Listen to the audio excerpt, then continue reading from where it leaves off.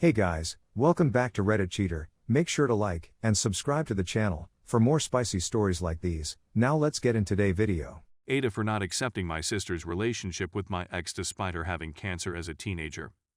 When I was 4 and she was 3, my 25 female father married my step 23 sister's female mother. We've been living together for the most of our lives and consider ourselves a family. She and I were inseparably close. She was 14 when she was diagnosed with cancer and was hospitalized for almost 2 years. She has subsequently recovered completely. My parents were reasonably overprotective around that time. They also had a lot of questions for me. I gave up my extracurricular activities so I could acquire a job. The money went towards her medical expenditures and transport her to appointments. I didn't go to dances, and any pleasant things I did had to involve her. I did practically all of this voluntarily, with the exception of having to abandon my high school volleyball team, for which I had a little tantrum but was quickly reprimanded. And, given the circumstances, I believe, experiencing one emotional breakdown was very normal. Anyway, when I'm a junior in college, I meet my ex, whom bullying Ben. We fell in love, blah, etc. When we graduated, he and I moved in together, so we've been living together for roughly 3 years. We were serious until I went into my bedroom in July and caught in my sister. I cut it off, tears were shed, he moved out, and so forth. My sister apologized at first, but then she backtracked. I thought she was giving me space, but she phoned last week and asked if we could meet up.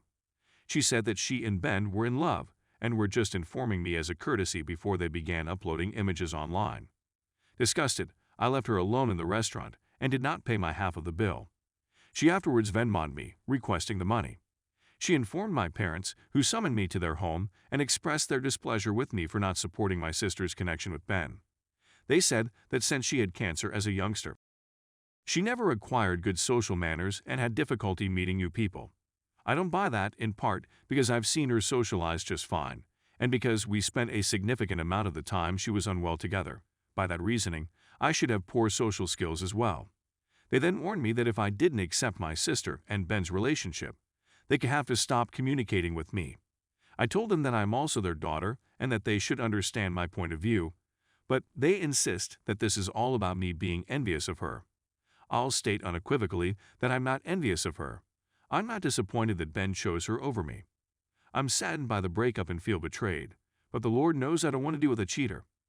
What irritates me is that my sister picked Ben over me, that she slept with Ben despite the fact that he and I were in a long-term, committed relationship, and that she continues to remain with him despite how much it hurts me.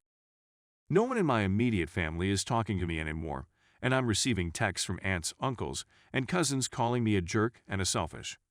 Edit. This has received a lot more attention than I anticipated, and I'm struggling to keep up, so if I don't say thank you, then thank you. I've been given a lot to think about. To be honest, although I felt bitter or sad about my adolescence, I've always believed that I did the right thing for my sister and my family. And it wasn't all bad. I was extremely close to my sister, and we tried to have as much fun as we could. But, as several of you pointed out, I didn't see it as a surrender of my parents' obligations, or that they were wronging me. I certainly have a lot on my mind. Thank you once again for helping me feel less insane about everything.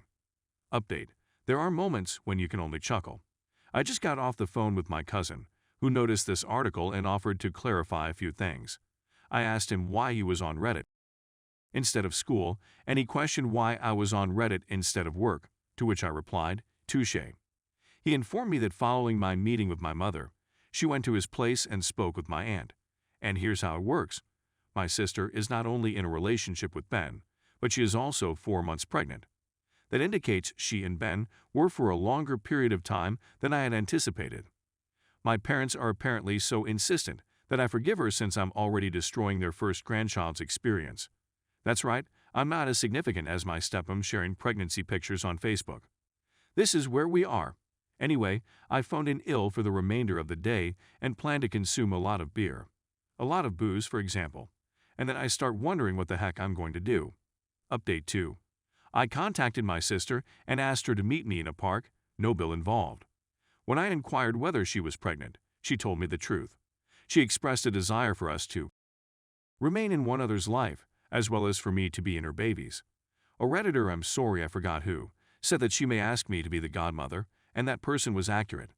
But As many of you pointed out, if I didn't cut her off, I'd end myself working at her bank and daycare.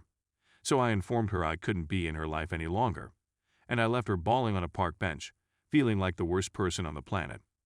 I contacted my parents, telling them how deceived I felt and that I would no longer communicate with them. To her credit, my stepmother apologized. She added that she never expected my sister to survive long enough to have children and that she let her emotions about it hit the best of her. Understandable. My father said nothing, which was honestly the worst part of the whole incident. For the first time since the breakup, Ben attempted texting me through a burner account, but I banned him without reading anything. I did not go nuclear and publish the tale on Facebook, as others urged, but instead wrote an email to extended family members I care about. I described the circumstances and how I would be separating from my family. Some have turned it into an us versus them scenario, and although I appreciate the support, feeling like I'm fighting a brave war just makes me fatigued. So I haven't spoken to many people in my family. I'm lonely and depressed, but I believe I made the correct choice. Anyway, it's hardly the most fascinating update in the world, but at least everyone knows I'm not dead. I'm grateful for the support I've received. It helped me smile at a difficult period.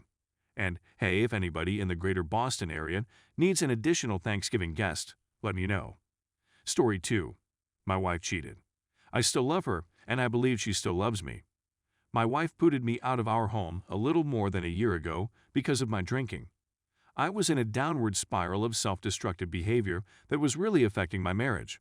I let my wife down several times when she had to work on weekends and returned home to find me in a coma. I honestly believe I was driving her insane. I was never physically or verbally violent to her, but I wouldn't call myself a good spouse. When I wasn't drinking, I never questioned her love for me, but I suppose over time I destroyed our marriage trust. It's not an excuse, but I struggled with depression for many years after my mother died of a heart ailment and my father died of cancer. When I had to go to stay at a motel, I realized I needed to assist myself and joined AA. My wife and I reunited a few weeks later, despite the fact that our relationship was strained at the time. I discovered she had gone out with a buddy over those 2 weeks and had made out with another man at the bar.